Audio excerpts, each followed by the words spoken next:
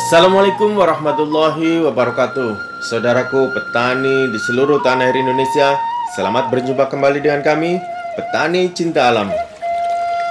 Baik saudaraku, sebelum menikmati video ini, sebaiknya kita siapkan dulu kopi kentalnya, cemilan-cemilannya, dan bagi yang merokok, silahkan merokok. Kami berharap dengan adanya video ini Allah memberikan manfaat untuk kita semua, khususnya para petani di seluruh tanah air Indonesia. Baiklah, dalam video kali ini kami mengambil tema Hari Panen Telah Tiba.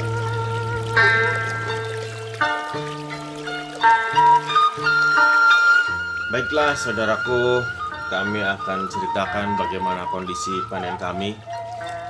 Sebelumnya, 1 minggu sebelum kami panen, di tetangga sawah kami kanan kirinya sudah panen, sehingga kami diserang lembing pemirsa.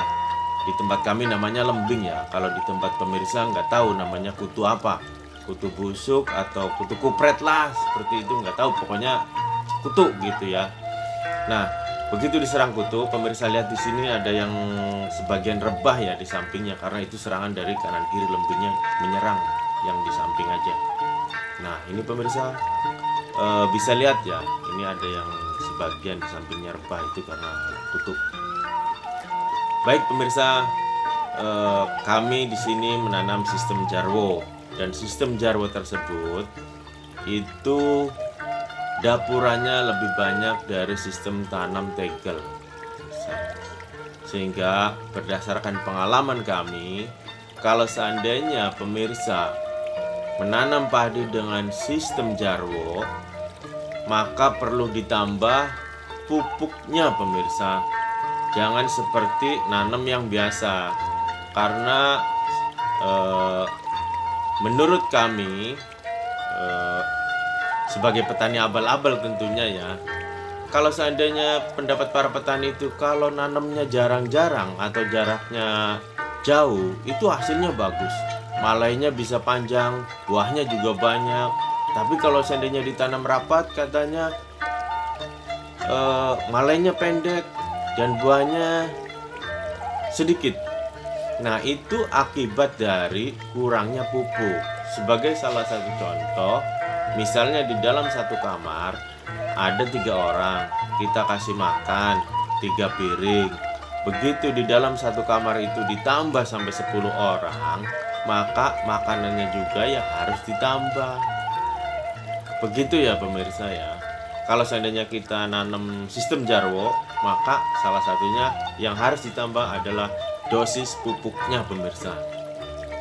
Nah, sebagai contoh, apabila tanaman padi di tepi pematang atau di tepi galeng, kalau di tempat saya itu hasilnya bagus pemirsa, tinggi, buahnya banyak, malainya panjang. Itu karena di sebelahnya lagi tidak ada saingan, sehingga dia bisa makan dengan cukup pemirsa. Tapi yang di tengah karena dia rebutan, akhirnya sedikit pemirsa, anakannya juga sedikit, malainya pendek, buahnya juga nggak penuh, nggak terisi penuh. Nah, seperti itu pemirsa. Jadi kalau seandainya pemirsa menanam jarwo, salah satunya yang harus ditambah adalah pupuknya. Nah, baik pemirsa, kita di sini panen, nanti kami akan ceritakan berapa hasilnya dari panen ini. Dan berapa panen sebelumnya sebelum menggunakan jarwo pemirsa. Dan perlu diinformasikan juga, luas kami kurang dari 3000 meter pemirsa, atau sekitar 200 bata. Kalau di sini 200 bata, nanti hasilnya berapa.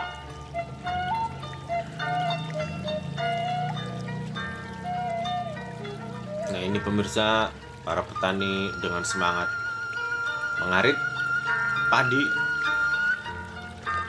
Ini sama istrinya ya, kerjanya giat banget, itu bisa lihat pemirsa, sangat cepat ngaritnya, sehingga hari ini dipanen, hari ini juga digerabak, hari ini juga langsung dijual. biar mendapatkan duitnya.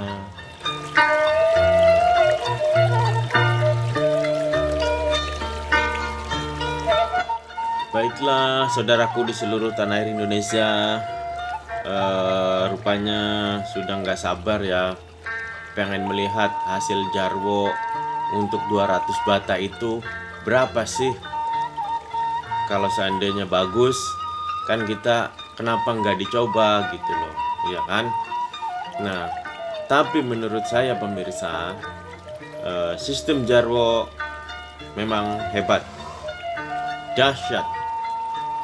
Tapi nanti pada saat musim tanam berikutnya, pemirsa tetap terus panteng channel ini ya, karena kami akan merubah sistem tanam kami dari Jarwo 21 menjadi Jarwo 21 Manten atau Jajar Legowo Super. Dan seperti pemirsa nanti perhatikan, kita akan menghitung berapa sih banyaknya dapuran Jarwo Manten itu. Menurut perhitungan kami, Jarwo Manten itu banyaknya 3 kali lipat dari panen biasa. Nah, baiklah pemirsa, sekarang sudah selesai ngarit atau motong padinya. Di tempat kami ngarit ya namanya. Ini kita sudah digerabag pemirsa. Nah, untuk luasan 3000 meter atau di tempat kami disebutnya satu bagian, ongkos untuk menggerabagnya itu 375 sampai dengan 400.000 pemirsa. Karena di sini nggak pakai bau ya. Kalau bau itu sekitar 500 bata. Di sini karena satu bagian itu ada yang 215 sampai dengan 230. Jadi 1,5 baunya kurang. Kalaupun digabungin juga 2 bagian, 1 baunya kurang. Nah ini digerabag karena di sini satu bagian ongkos gerabagnya itu 375 sampai dengan 400.000 pemirsa. Nah pemirsa lihat sendiri, cepat ya, dan hasilnya juga bagus.